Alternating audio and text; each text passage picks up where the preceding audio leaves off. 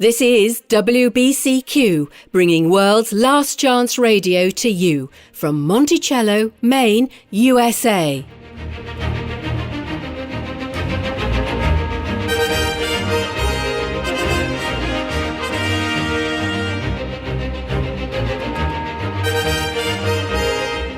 The heart-longing of every Christian for the last 2,000 years has been to see the Saviour return and set up an everlasting kingdom on earth. Events in the world reveal that this will happen very soon. Keep listening to learn how you can spiritually prepare for Earth's final events. WLC Radio, preparing a people for life in Yahuwah's earthly kingdom to be established upon Christ's imminent return.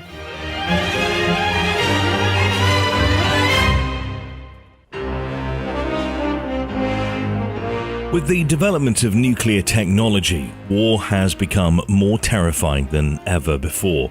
Mankind now has the capability to destroy the very world we live in.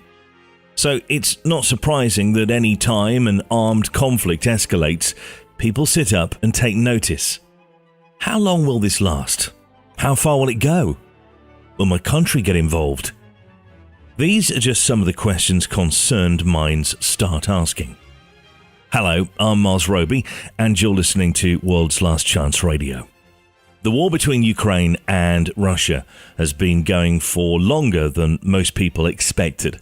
When Russia invaded Ukraine on February 24th, 2022, many assumed that the war, well, like many modern wars with advanced technology, would soon be over. Instead, the war has dragged on, and the effects of the war will drag on still further. Today, Dave Wright is going to be sharing with us the long-term agenda that is purposely dragging out this war between Russia and Ukraine. I say purposely because this war is simply preparatory to another war, a war against Israel. Dave. Herbert George Wells was a late 19th century, early 20th century British author. Today he's best known for his science fiction novels such as The Time Machine and The War of the Worlds. However, he was also very attuned to the politics of his time. His non-fiction work focused on history, politics and social commentary. H.G. Wells was the first person to refer to World War I as the war to end all wars. And you can see why he felt that way. World War I embroiled Germany, Austria-Hungary and Turkey against Great Britain, France, Russia, Italy, the United States and even Japan. Japan fought in World War I? It did, yes. The Encyclopedia Britannica states, quote, "The war was virtually unprecedented in the slaughter, carnage and destruction it caused," unquote. Nearly 60% of those who fought died, resulting in the deaths of more than 8 million military personnel and over 6.6 million civilians. Actually, Miles, here's another quote from the Encyclopedia Britannica that I'd like you to read that reveals the scope of the war. Okay. It says World War I was one of the greatest watersheds of the 20th century geopolitical history. It led to the fall of 4 great imperial dynasties in Germany, Russia, Austria, Hungary, and Turkey. Resulted in the Bolshevik Revolution in Russia and, in its destabilization of European society, laid the groundwork for World War II. So you can see why H.G. Wells would refer to it as the war to end all wars. For many years it was called the Great War because it was assumed that it would be the world's last war. Yeah, you wouldn't think the bloke that wrote about aliens invading and destroying the world would have such an optimistic outlook, but now we've had so many great wars that we're numbering them. Well, as popular as Wells's phrase was, not everyone believed it. While US President Woodrow Wilson wanted to believe World War I would be the last war, David Lloyd George, a British statesman, was more astute.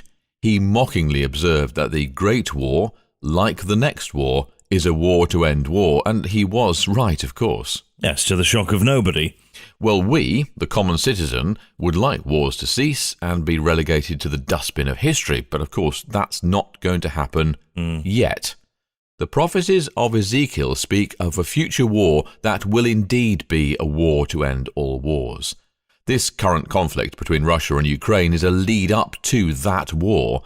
It's preparing the world for that conflict which will involve an invasion of Israel. In order to understand what's happening in Ukraine today, we have to understand Ezekiel chapter 37, 38, and 39. So, let's take a look at that.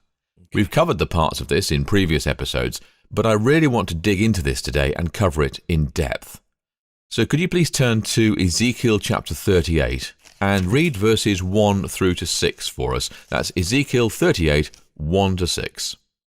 Now the word of Yahuwah came to me, saying, Son of man, set your face against Gog, of the land of Magog, the prince of Rosh, Meshech, and Tubal, and prophesy against him, and say, Thus says Adonai Yahuwah, Behold, I am against you, O Gog, the prince of Rosh, Meshech, and Tubal. I will turn you around, put hooks into your jaws, and lead you out with all your army, horses and horsemen, all splendidly clothed, a great company with bucklers and shields, all of them handling swords. Persia, Ethiopia, and Libya are with them, all of them with shield and helmet. Gomer and all its troops, the house of Togarmah from the far north and all its troops. Many people are with you. All right. In a previous program, we offered all the evidence to identify the nations that are listed here, so I'm not going to go through that evidence again. If you missed it, you can still listen to it on our website or on YouTube. And just to save time, I'm just going to summarize it. Gog and Magog refers to Russia. The Greeks called them the Scythians. They were a very warlike people, thundering down from the steppes of Russia. So Russia is the main player in this prophecy. Magog, Russia, forms an alliance with the prince of Rosh, Meshech, Tubal, Persia, Ethiopia, Libya, and Togarmah. With the exception of Persia, which is the ancient name for Iran, Ethiopia, and Libya, people today may have a hard time recognizing the other nations, but these are all place names for what are now the countries of Turkey, Sudan, and Armenia. Based on where borders existed in ancient times, it may also include the countries of Tunisia, Algeria, and Morocco. It's impossible at this point to know for sure, but keep watching and we'll soon see. I remember you said that Togarmah was the ancient name for Armenia. Yes, exactly right. And Armenian historians know this. The rest of the world may have forgotten, but it's common knowledge to Armenian historians. All right, so Russia forms an alliance with all of these nations. This in itself is very curious because traditionally, Russia and Turkey, as well as Russia and Iran, have been enemies. Between the 16th and 20th centuries, Russia and Turkey fought a total of 12 wars. In fact, there's even a Wikipedia page listing them all. Wow. And Russia and Iran are no better. They also have their own Wikipedia page listing all the wars that they've fought. There have been so many that they number them as well, and I think they're up to 5 now. The 5th Russo-Persian War, etc., etc. Yeah, but Russia and Iran, I mean, they don't even share a land border. How come they're such ancient enemies? Well, they don't share a border now, you're right, but that's because in these various wars, Iran, then called Persia, ceded all of the republics of Dagestan, Nakhchivan, Azerbaijan, Armenia, and the country of Georgia to the Russian Empire. Well, that's a lot of territory, isn't it? Yeah, it certainly is. So again, Iran and Russia have long been enemies, as has Russia and Turkey, and yet now Russia and Iran are allies, and Russia and Turkey are getting there. On July the 16th of 2022, the Wall Street Journal, a prestigious international newspaper that follows trends in politics, economics, and world markets, published a warning stating, quote, Russia and Iran are allies against the West. Interesting. Well, I know that Russia and Armenia are already allies. Yes, Russia is gathering her coalition, her allies, just as Ezekiel prophesied thousands of years ago. This is a war that hasn't happened yet, but it will. On March the 21st, 2021, the Jerusalem Post declared, quote, Iran, Russia, and Turkey signal growing alliance. Again, all the puzzle pieces are falling into place. On February the 15th, 2023, geopoliticalfutures.com announced that Russia's ties with Armenia are sound. So you can see how this coalition is already forming, and it's only going to get stronger with time. Let's keep reading in Ezekiel 38 and see what happens next. I think you were actually at verse 7. Okay. Prepare yourself and be ready, you and all your companies that are gathered about you, and be a guard for them.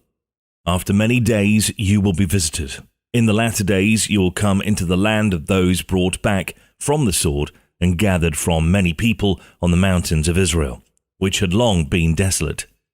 They were brought out of the nations, and now all of them dwell safely. You will ascend, coming like a storm, covering the land like a cloud, you and all your troops, and many peoples with you.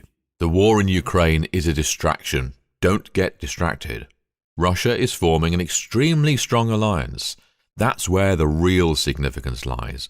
Her plans are very far-reaching, and her focus is conquering Israel. Okay, keep going, verse 10. Thus says Adonai Yahuwah, on that day it shall come to pass that thoughts will arise in your mind, and you will make an evil plan. You will say, I will go up against a land of unwalled villages.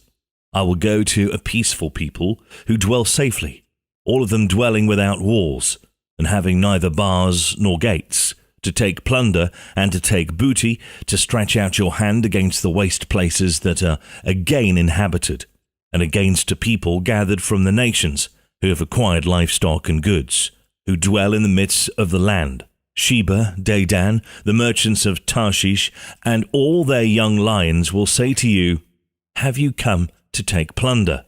Have you gathered your army to take booty, to carry away silver and gold, to take away livestock and goods, to take great plunder? Again, we won't get into all the proofs and evidence. We've already covered that in depth in previous programs.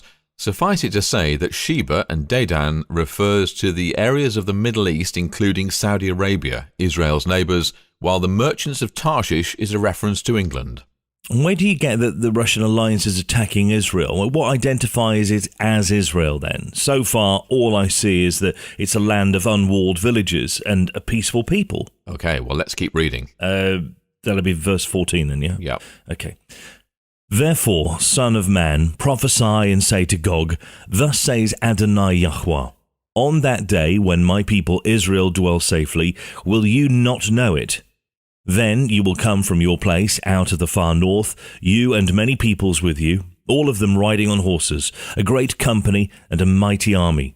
You will come up against my people Israel like a cloud to cover the land. It will be in the latter days that I will bring you against my land, so that the nations may know me, when I am hallowed in you, O Gog, before their eyes. Thus says Adonai Yahuwah, are you he of whom I have spoken in former days by my servants, the prophets of Israel, who prophesied for years in those days that I would bring you against them? There you have it. There is only one group of people that Yahuwah refers to as his, and that's the descendants of Abraham through Isaac and Jacob. And to remove all doubt, he states out very plainly, my people Israel. Now, here we've got an interesting point. This war between the Russian alliance and Israel takes place at the end of time. There's no way Yahushua can come before this prophecy is fulfilled. You see, we've done all this spiritualizing of the Old Testament prophecies. We've spiritualized away these prophecies that have a very real-time, very literal fulfillment to the people of Israel. There is no way this prophecy could have been fulfilled prior to the restoration of Israel as a sovereign nation. As we see events lining up for this prophecy to be fulfilled, we can know how near the end we are. Well, it says so right there in verse 16. It will be in the latter days that I will bring you against my land. How could we have overlooked that? After Titus destroyed the temple in Jerusalem, the Jews were scattered all across the Levant and eventually even up into Europe, over to India and other places. I've got a quote here actually from the jewishvirtuallibrary.org that I've printed off. Could you just read it for us? There we are. Okay, thank you. The Jewish state comes to an end in 70 AD when the Romans begin to actively drive Jews from the home they have lived in for over a millennium. But the Jewish diaspora dispersion, scattering, had begun long before the Romans had even dreamed of Judea. When the Assyrians conquered Israel in 722, the Hebrews inhabitants were scattered all over the Middle East. These early victims of the dispersion disappeared utterly from the pages of history. However, when Nebuchadnezzar deported the Judeans in 597 and 586 BC, he allowed them to remain in a unified community in Babylon. Another group of Judeans fled to Egypt. They were settled in the Nile Delta. So from 597 onwards, there were three distinct groups of Hebrews. A group in Babylon and other parts of the Middle East, a group in Judea, and another group in Egypt. Thus, 597 is considered the beginning date of the Jewish diaspora. While Cyrus the Persian allowed the Judeans to return to their homeland in 538 BC, most chose to remain in Babylon. Some converted to other religions, still others combined the Yahweh cult with local cults, but the majority clung to the Hebraic religion and its newfound core document, the Torah. The Jewish diaspora has been happening for literally millennia. There is no way this prophecy could have been fulfilled prior to the re-establishment of Israel as a sovereign nation. This occurred, of course, just a few decades ago, and that is the true significance of the re-establishment of Israel as a nation. It reveals that time as we know it is drawing to a close. On May the 14th, 1948, Israel made a declaration of independence. This was officially recognized by Uruguay, Czechoslovakia, the Soviet Union, Nicaragua, Poland, and Guatemala, all within less than a week.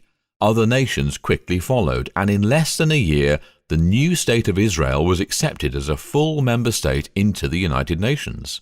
Wow, that's fast. Just read verse 8 again. You'll see how perfectly this fits. Okay.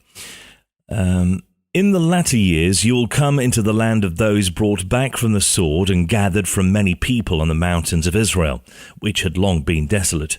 They were brought out of the nations, and now all of them dwell safely. We don't have time here to take a long look at Ezekiel 37. That's the vision where Ezekiel saw a valley of dry bones. Oh yeah, the head bone connected to the neck bone connected to the backbone. Yeah, that's the one. Anyway, this is actually a prophecy of the regathering of Israel. Could you please read verses 21 to 23 of Ezekiel 37? Sure. Thus says Adonai Yahuwah, surely I will take the children of Israel from among the nations, wherever they have gone, and will gather them from every side and bring them into their own land. And I will make them one nation in the land, on the mountains of Israel, and one king shall be king over them all. They shall no longer be two nations, nor shall they ever be divided into two kingdoms again. I will deliver them from all their dwelling places, in which they have sinned, and will cleanse them. Then they shall be my people, and I will be their God.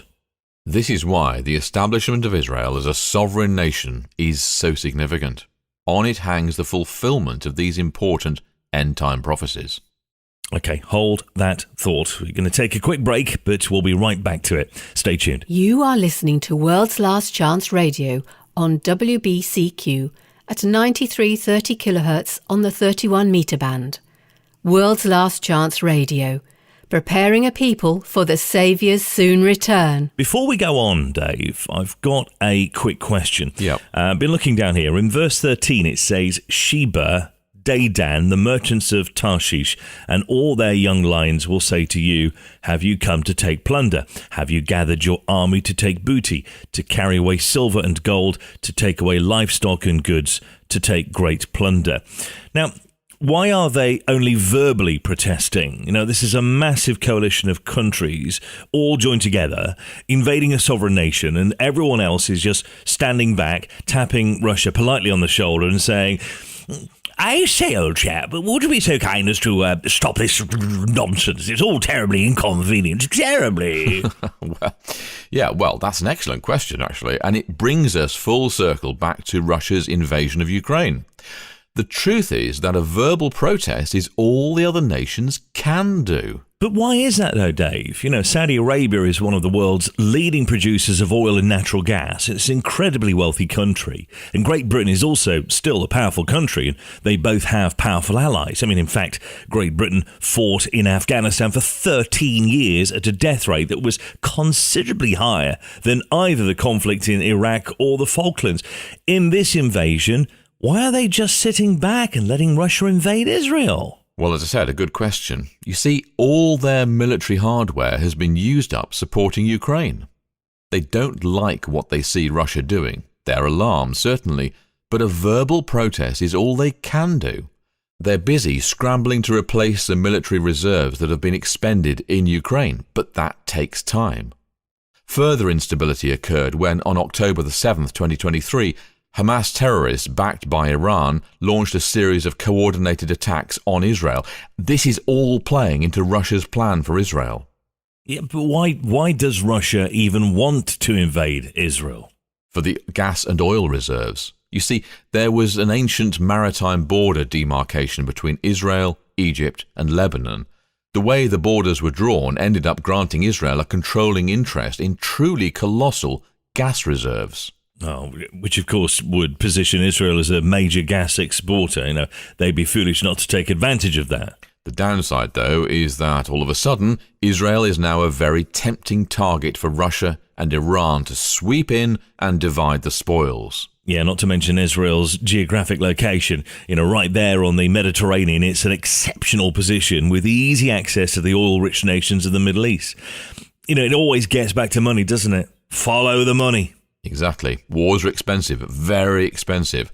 We're talking in the realm of millions or even hundreds of millions of dollars a day.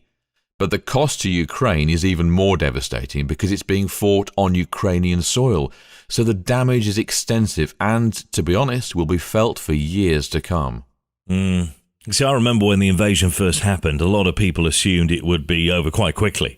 And yet here we are, much later, and it's still dragging on. And even when it's officially over, the effects will drag on for years. You've got to understand, though, that this is all by design. On October the 24th, 2022, the New York Times published a report that said in part, quote, "The destruction has already cost Ukraine at least $113.5 billion, and it may need more than $200 billion to rebuild." Donor nations have pledged to give Ukraine more than $83 billion in total. Now, that was back in 2022. Current estimates put Ukraine losses at over $1 trillion, and that is a lot of money, not just for Ukraine, but for her allies too. On February the 21st, 2023, BBC News published an article on this very topic. I've actually printed it off here, and I'd like you to read an extract from that article, because this is getting to the very heart of why this conflict in Ukraine is continuing when Russia actually has the power to end it swiftly. Just there. Could you read where I've marked it? Yeah, that's it. Yeah. It's from an article called "How Much Money Has the US Given Ukraine?" It says, US President Joe Biden announced nearly $500 million more of US military aid to Ukraine during a surprise visit to Kyiv this week. That's on top of billions the US has already spent on Ukraine's conflict with Russia. Congress appropriated more than $112 billion, so £92.47 billion, in 2022 alone. The US is the largest contributor to Ukraine in terms of money spent. But a year into Russia's invasion, some Americans are wondering where the money goes and if the aid is worth the cost. Before Mr. Biden's pledge in Ukraine this week, the US had committed nearly $80 billion in aid to Ukraine. That's according to the Kiel Institute for the World Economy, which tracks global spending on aid to Ukraine. Some $46.6 billion of the US commitment is military aid. Far more money than any other country is donating. The UK comes second with $5.1 billion in military aid, followed by the EU with $3.3 billion. That's just military aid, however. Other kinds of aid add to the cost. I went to this Kiel Institute for the World Economy to see what it had to say about the cost of the Ukraine war. Christopher Trebesh, the head of the team producing the Ukraine support tracker, stated, quote, "The Americans are setting the pace in supporting Ukraine. The Europeans' hesitancy in the first year of the war is a remarkable phenomenon, especially since financial resources can be quickly mobilized. This is shown, for example, by the vast amount of funds that EU governments mobilized to cushion the energy price shock at home." Now, this brings us, again, full circle back to economics.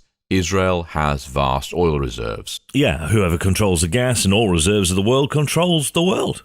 Europe was hard hit with this manufactured energy crisis in the winter of 2022 and 2023. I say manufactured because Russia certainly has enough to continue to send to Europe, but why should she when Europe is backing Ukraine in this war? Again, it's all manufactured. On February the 23rd, 2023, Reuters news agency reported on how the energy crisis was impacting the European economy. Again, I printed this one off for you. Just have a read of that. Okay. European countries' bill to shield households and companies from soaring energy costs has climbed to nearly 800 billion euros, researchers said on Monday, urging countries to be more targeted in their spending to tackle the energy crisis. European Union countries have now earmarked or allocated 681 billion euros in energy crisis spending, while Britain allocated 103 billion euros and Norway 8.1 billion euros since September 2021, according to the analysis by think tank Bruegel. The 792 billion euro total compares with 706 billion euros in Bruegel's last assessment in November, as countries continue through winter to face the fallout from Russia cutting off most of its gas deliveries to Europe in 2022. Germany topped the spending chart, allocating nearly 270 billion euros, a sum that eclipsed all other countries. Britain, Italy and France were the next highest, although each spent less than 150 billion euros. Most EU states spent a fraction of that. Why does the rest of the world look and simply lodge verbal protest when the Russian-led coalition invades Israel? Well, the answer is because they can't afford to do anything else. All their excess capital has been drained, siphoned off in their support of Ukraine and the energy crisis that was a direct result of the war between Ukraine and Russia. They literally can't help. That's the truth. They've nothing more to give. I can see that. And Israel isn't in any better a position. I just read a report published on townhall.com on February 28th, 2023. Let me just quickly find it again. It's on my tabs here, just on the top of the screen. It's really interesting. Here we go. Listen to this. The article claims that Israel Prime Minister Benjamin Netanyahu has caved to pressure from US President Joe Biden to help Ukraine. The article says, quote, Netanyahu had been firm in not wanting to rock the boat between Jerusalem and Moscow, but now they're considering sending arms to Ukraine, a move that Moscow has declared would be a red line in their relationship. And then it quotes from an NBC News report saying, quote, Prime Minister Benjamin Netanyahu has long leaned into his relationship with Russian President Vladimir Putin, leveraging it to act as an intermediary between the Kremlin and Washington and to help secure Israel's northern border with Syria. What a difference 18 months makes. Netanyahu returned to power in late December amid expectations that he would pivot Israel in the direction of Russia. He has instead shored up his country's backing of Kyiv under pressure from Israel's most significant ally, the US. Now he has to weigh alienating Putin by providing defensive arms to Ukraine, a move he has yet to agree to and which Russia has already made it clear would be a red line. Ukrainian President Volodymyr Zelensky publicly asked Israel for its advanced David Sling system in his virtual address to the Munich Security Conference on February 17, expressing confidence that Israel would eventually acquiesce. We do not have yet the David Sling from Israel, but I believe it is just temporary, Zelensky said. So you can see the long-range ripple effects of what at a surface glance is a regional conflict. It's not truly just a regional conflict. It's ensnaring Europe and the Middle East. The economies of both are being impacted. And because of this, Israel is left defenseless. This is the long-term goal driving Russia's agenda in Ukraine. Demilitarize the collective West and end American hegemony. Then there's no one to come to Israel's aid. But Ezekiel 38 reveals an unexpected, interested party that will involve itself to step in and aid Israel. Let's keep reading. Verse 18, please. And it will come to pass at the same time when Gog comes against the land of Israel, says Adonai Yahweh, that my fury will show in my face. For in my jealousy and in the fire of my wrath I have spoken. Surely in that day there shall be a great earthquake in the land of Israel, so that the fish of the sea, the birds of the heavens, the beasts of the field, all creeping things that creep on the earth, and all men who are on the face of the earth shall shake at my presence. The mountains shall be thrown down, the steep places shall fall, and every wall shall fall to the ground. I will call for a sword against Gog throughout all my mountains, says Adonai Yahuwah. Every man's sword will be against his brother, and I will bring him to judgment with pestilence and bloodshed. I will rain down on him, on his troops, and on the many peoples who are with him, flooding rain, great hailstones, fire, and brimstone. Thus I will magnify myself and sanctify myself, and I will be known in the eyes of many nations. Then they shall know that I am Yahuwah. Israel is still Yahuwah's people, his nation, and he has a plan. He will fight for Israel, and he will save her. Reminds me of what Moses said to the Israelites at the Red Sea. Listen to this. It's Exodus 14, verses 13 and 14. It says, quote, "And Moses said to the people, 'Do not be afraid. Stand still and see the salvation of Yahuwah, which he will accomplish for you today. For the Egyptians whom you see today, you shall see again no more forever. Yahuwah will fight for you, and you shall hold your peace.'" Of course, yes. Same nation, Israel. Same God, Yahuwah. Same result, complete and utter victory. There was another time that Yah fought for Israel. Let's go to 2 Chronicles chapter 20. This is where again an international coalition, this time led by the Moabites and the Ammonites, came against the Israelites. There was no way King Jehoshaphat had the military might to go to war against a force this size, so he turned to Yahuwah for help. Yah graciously sent word through one of his prophets that he would give Judah the victory. So Jehoshaphat, to show his faith in Yah's promise, appointed Levites to lead the army into battle, singing hymns of praise. Let's read it. 2 Chronicles chapter 20, verses 20 to 23. "So they rose early in the morning and went out into the wilderness of Tekoa. And as they went out, Jehoshaphat stood and said, 'Hear me, O Judah, and you inhabitants of Jerusalem. Believe in Yahuwah, your Elohim, and you shall be established. Believe his prophets, and you shall prosper.' And when he had consulted with the people, he appointed those who should sing to Yahuwah, and who should praise the beauty of holiness, as they went out before the army, and were saying, 'Praise Yahuwah, for his mercy endures forever.' Now when they began to sing and to praise, Yahuwah set ambushes against the people of Ammon, Moab, and Mount Seir, who had come against Judah, and they were defeated. For the people of Ammon and Moab stood up against the inhabitants of Mount Seir to utterly kill and destroy them.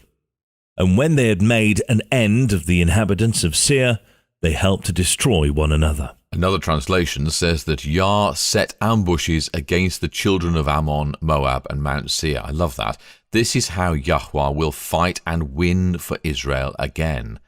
Verses 19 and 20 of Ezekiel chapter 38 say he will send an earthquake so powerful that it will be felt around the world. There will be, verse 20, massive landslides and destruction of property on an unprecedented scale. Yah doesn't need bombs, he doesn't need guns and ammunition. The forces of nature are his weapons. Remember what Yahuwah told Job? "Have you entered the treasury of snow, or have you seen the treasury of hail, which I have reserved for the time of trouble, for the day of battle and war?"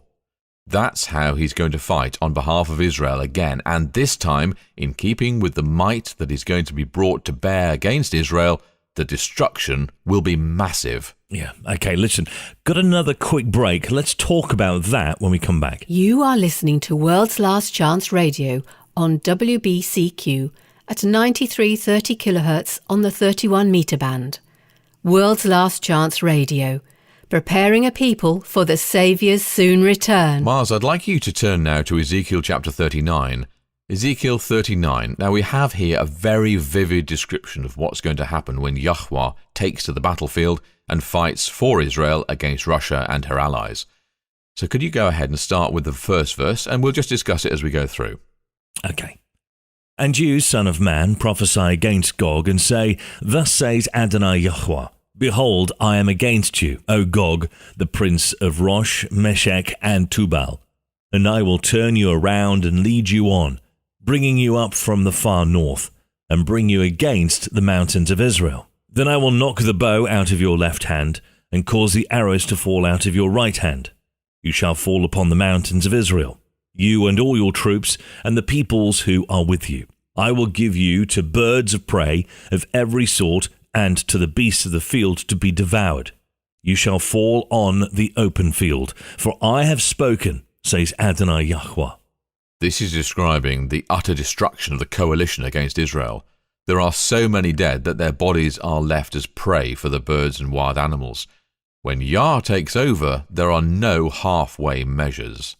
Yeah, I've got a question for you, though. Oh, yeah. Why in verse 2 is Yahuwah taking responsibility for this war? Because that's what he's saying, isn't he? Verse 2 says, I will turn you around and lead you on, bringing you up from the far north and bring you against the mountains of Israel. It's like he's setting them up to fail, because then in verse 3, Yah says, Then I will knock the bow out of your left hand and cause the arrows to fall out of your right hand. You shall fall upon the mountains of Israel. And then it goes on from there. Now, this doesn't sound like Yah. So what's really going on here, Dave? Well, the thing we need to keep in mind is that Yahuwah never forces the human will. Instead, he uses our choices to work his own ends. He works all things together for good. Let's take a look again at verse 10 of chapter 38. And what does that say? Thus says Adonai Yahuwah, On that day it shall come to pass that thoughts will arise in your mind, and you will make an evil plan. So it was already in the hearts of these political powers to do this. Yahuwah just overrode their plans for his own long-term agenda. The Russian alliance wants the wealth of the oil reserves that Israel possesses. They have an agenda of greed. Well, Yahuwah has an agenda of peace, and he wins because he's all-powerful. Let's keep reading in chapter 39. We got as far as verse 6. 6, yeah. And I will send fire on Magog and on those who live in security in the coastlands. Then they shall know that I am Yahuwah. So I will make my holy name known in the midst of my people Israel, and I will not let them profane my holy name any more. Then the nations shall know that I am Yahuwah, the Holy One in Israel. Surely it is coming, and it shall be done, says Adonai Yahuwah. This is the day of which I have spoken. Then they shall know that I am Yahuwah. He's going to make his holy name known not only to Israel, but to the entire world. And then what follows is a very graphic account of the aftermath of the war. Let's pick up again at verse 9. Then those who dwell in the cities of Israel will go out and set on fire and burn the weapons, both the shields and the bucklers, the bows and the arrows, the javelins and spears, and they will make fires with them for 7 years. They will not take wood from the field nor cut down any from the forest, because they will make fires with the weapons, and they will plunder those who plundered them, and pillage those who pillaged them, says Adonai Yahuwah. It will come to pass in that day that I will give Gog a burial place there in Israel, the valley of those who pass by east of the sea, and it will obstruct travellers, because there they will bury Gog and all his multitude. Therefore they will call it the valley of Hamon Gog. For 7 months the house of Israel will be burying them, in order to cleanse the land. Indeed, all the people of the land will be burying, and they will gain renown for it on the day that I am glorified, says Adonai Yahuwah. They will set apart men regularly employed with the help of a search party to pass through the land and bury those bodies remaining on the ground in order to cleanse it. At the end of the 7 months, they will make a search. The search party will pass through the land, and when anyone sees a man's bone, he shall set up a marker by it, till the buriers have buried it in the valley of Hamon Gog. The name of the city will also be Hamonah. Thus they shall cleanse the land. That's an oddly specific time period. For 7 months, the Israeli government is going to conduct a very thorough cleanup campaign. It's going to be a full-time job for 7 months because the machinery of warfare doesn't just disappear when Yahuwah overthrows Israel's enemies. In addition to all the dead bodies, there'll still be weaponry, the ordnance to safely dispose of, all the accoutrements of a massive invasive force. And it is all so that Yahuwah may be glorified in the eyes of the world, so people will turn to him, their faith inspired, and accept the gift of salvation. All right, what's next? Verse 17? And as for you, son of man, thus says Adonai Yahuwah, speak to every sort of bird and to every beast of the field. Assemble yourselves and come, gather together from all sides to my sacrificial meal, which I am sacrificing for you, a great sacrificial meal on the mountains of Israel, that you may eat flesh and drink blood.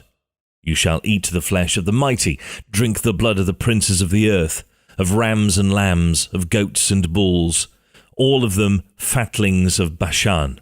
You shall eat fat till you are full, and drink blood till you are drunk. At my sacrificial meal, which I am sacrificing for you, you shall be filled at my table with horses and riders, with mighty men, and with all the men of war, says Adonai Yahuwah. Again, just emphasizing the sheer destructiveness of the war and the thoroughness with which Yahuwah overthrows Israel's enemies. Yeah, here's a tip. If Yah is on the side of your enemy, switch sides. Yes, good advice. Yeah. All right, now we're coming to the very crux of this entire chapter, why Yahuwah allows it all to happen. Now, this is very important, because Lamentations chapter 3, verse 33 tells us that Yah does not afflict willingly nor grieve the children of men. Isaiah 63, verse 9 says, In all their affliction he was afflicted, and the angel of his presence saved them. In his love and in his pity he redeemed them, and he bore them and carried them all the days of old. So again, for something this bad to happen, as is being described in Ezekiel chapter 39, there has to be a reason behind it, a reason for our eternal good. Yeah, in other words, Yah is not arbitrary. Exactly. He never forces the will, but he works with and through humans to achieve the greater good for all involved. And what greater good could there be than the salvation of souls? Right, let's keep reading. Verse 21. I will set my glory among the nations. All the nations shall see my judgment which I have executed, and my hand which I have laid on them. So the house of Israel shall know that I am Yahuwah, their Elohim, from that day forward. The Gentiles shall know that the house of Israel went into captivity for their iniquity, because they were unfaithful to me. Therefore I hid my face from them. I gave them into the hand of their enemies, and they all fell by the sword. According to their uncleanness and according to their transgressions I have dealt with them and hidden my face from them. Therefore, thus says Adonai Yahuwah, now I will bring back the captives of Jacob and have mercy on the whole house of Israel. And I will be jealous for my holy name after they have borne their shame and all their unfaithfulness, in which they were unfaithful to me, when they dwelt safely in their own land, and no one made them afraid. When I have brought them back from the peoples, and gathered them out of their enemies' lands, and I am hallowed in them in the sight of many nations, then they shall know that I am Yahuwah, their Elohim, who sent them into captivity among the nations, but also brought them back to their land, and left none of them captive any longer. And I will not hide my face from them any more, for I shall have poured out my spirit on the house of Israel, says Adonai Yahuwah. As we said, the purpose of the war in Ukraine is to exhaust the resources of the countries who would otherwise defend Israel against an invasion by Russia and her allies. That's why Russia is stringing it out so long. You've got to look at the agenda driving Russia's policy in the Ukraine. The purpose of the war in Israel is to reveal to the Jews and to the world that Yahuwah is in control and that he is a God of his word. He allows events to transpire so that when the Russian coalition invades, Israel has no human recourse. It's an impossible, incredibly dangerous situation. They're slated for utter destruction, and then, like he did at the Red Sea, Yahuwah steps in for their deliverance, and what a deliverance! It will draw the attention of the onlooking world, which, of course, is the entire point. And think of the reaction when it's pointed out that this has all been prophesied and it's been fulfilled to the very letter. That will really inspire faith. Absolutely, which is always the purpose of prophecy, so that when it's fulfilled, we can believe. For too long, we've been spiritualizing away the Old Testament prophecies. We've got to stop doing that. Israel may have rejected Yahuwah when they chose a king to rule over them, but Yahuwah still loves them. He still has plans to save them, and he's delivering them in their hour of utmost extremity that will lead to the conversion of many, many Jews and Gentiles as they see Yah at work. It's going to be a major wake-up call to the entire world. And isn't that the point of life itself? To know Yahuwah and learn from him? To be brought to the point of accepting the gift of salvation? Amen. Up next is Jane Lamb with today's Daily Promise.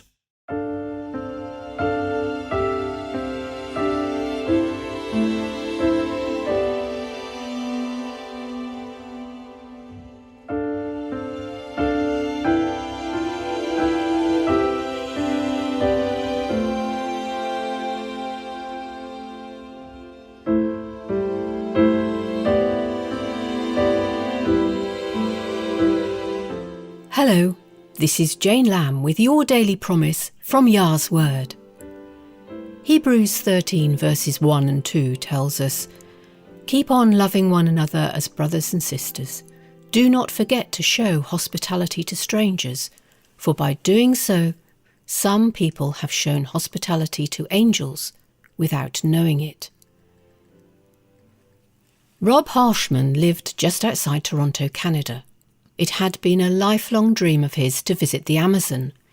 He was fascinated by the pictures he'd seen of the exotic plant and animal life there. It was all so different from what he was used to seeing. Finally, during his last summer break at university, he decided to make his dream a reality.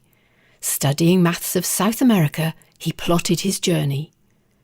He didn't have a lot of money, so he found the cheapest flight he could get from Toronto to Lima, Peru. From there, he would take a taxi to a town called La Merced.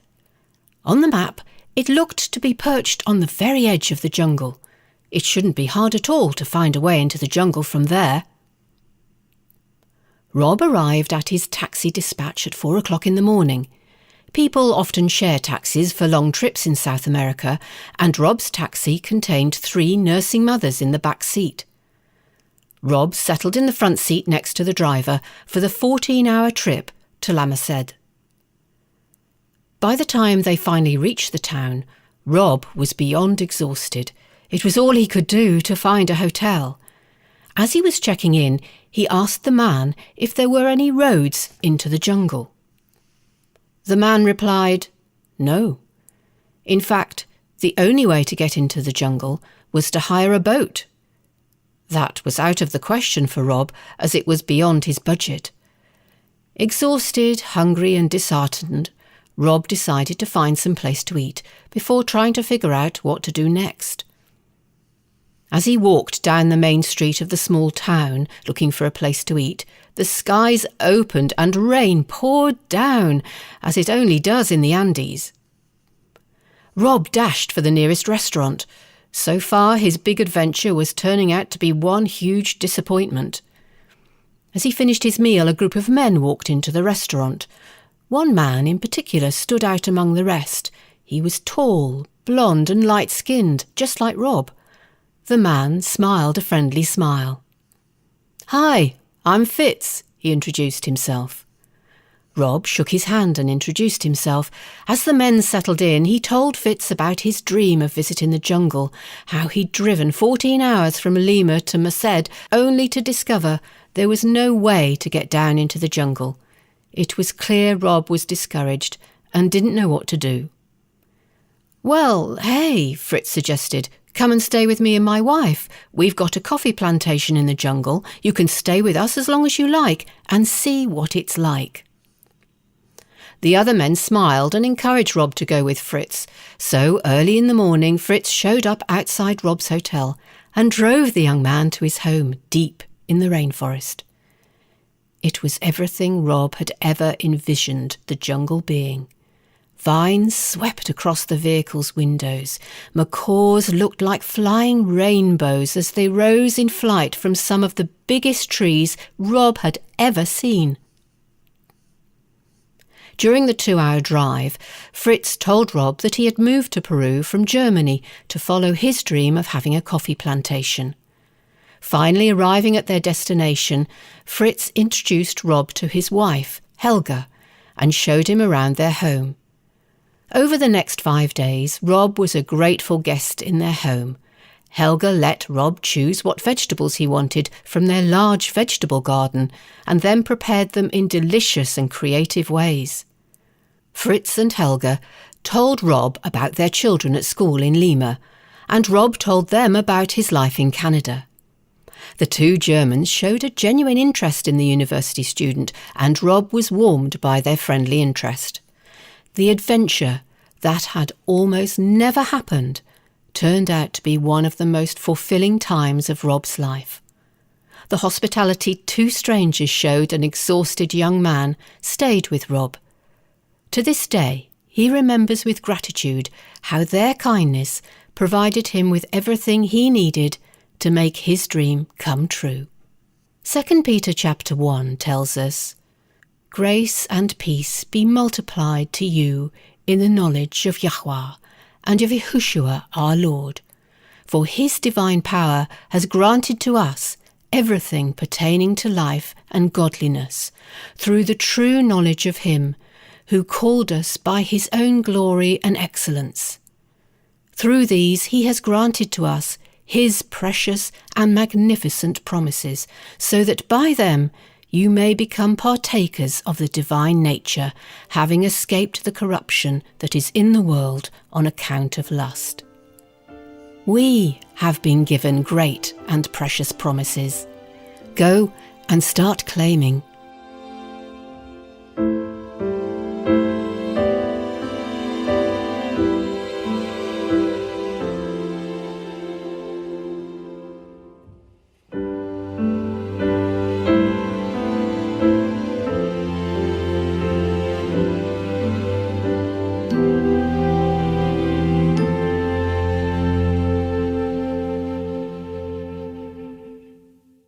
I know we're out of time, but I just want to say one more thing. Man's extremity is Yahweh's opportunity.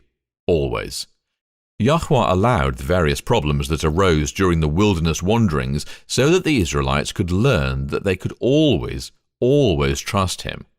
Can't escape the pursuing Egyptian army? Yahuwah parts the waters of the Red Sea. Can't drink the water because it's bitter?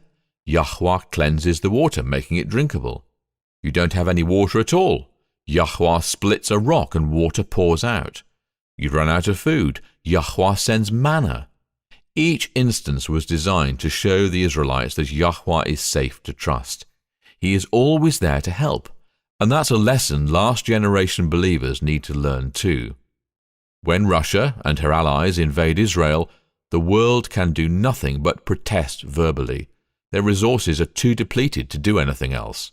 So that is when Yahuwah steps in with a mighty deliverance and fights for Israel. This is to draw the attention of the world to Yahuwah. He always keeps his word, and he is a very present help in time of trouble. He does for us what we can't do for ourselves. Deuteronomy 31 verse 8, Yahuwah himself goes before you and will be with you. He will never leave you, nor forsake you. Do not be afraid. Do not be discouraged. Oh, that's wonderful, isn't it?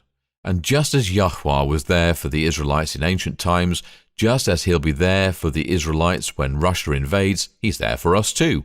Whatever problem is facing us, we can trust in Yahuwah for guidance, for help, for protection, wisdom, whatever we need, he has pledged to provide. But we're getting very near the end. There's a lot that has to take place, and in a very short period of time. We need a faith that will cling to the promises no matter what's going on in the world around us. So, Dave, how do we get ready? I mean, yes, prayer, Bible study, those are a given. Anything else? Well, personally, I like to focus on the stories of the Bible because they are faith-inspiring.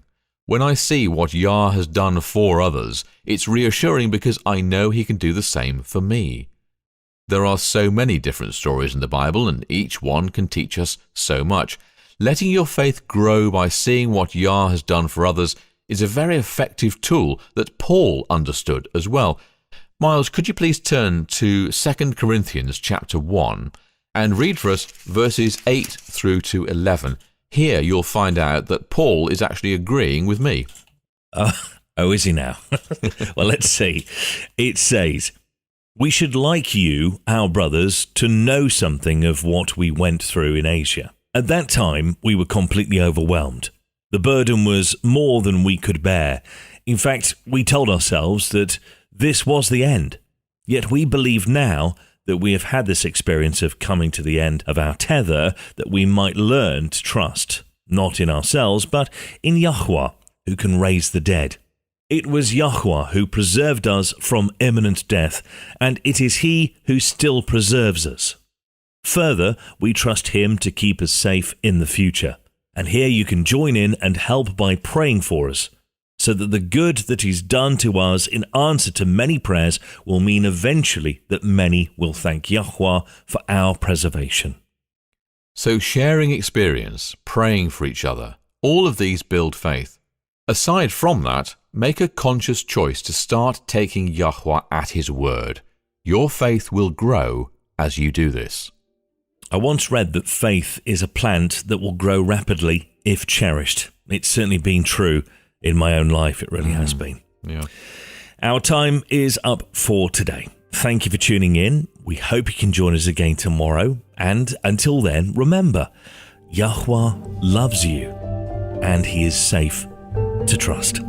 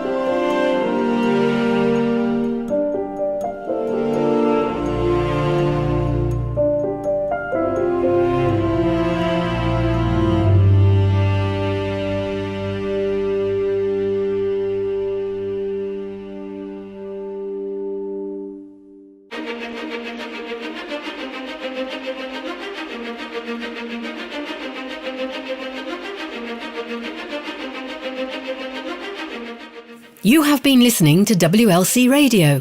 World's Last Chance is committed to bringing the gospel of the Kingdom of Yah to the world. Prophecy and current events indicate the Saviour will return in the very near future. This will be followed by gifting the saints with immortality and setting up Yah's kingdom here on earth. There's no time to waste. Accept the gift of salvation today and allow Yahuwah to cover you with the righteousness of Christ. This programme, as well as past episodes of Radio WLC, are available on our website at worldslastchance.com. Click on the Radio WLC icon at the top right of the homepage. Join us again tomorrow for another truth-filled message on WBCQ at 9330 kHz on the 31 metre band. WLC Radio, preparing a people for life in Yahuwah's earthly kingdom to be established upon Christ's imminent return.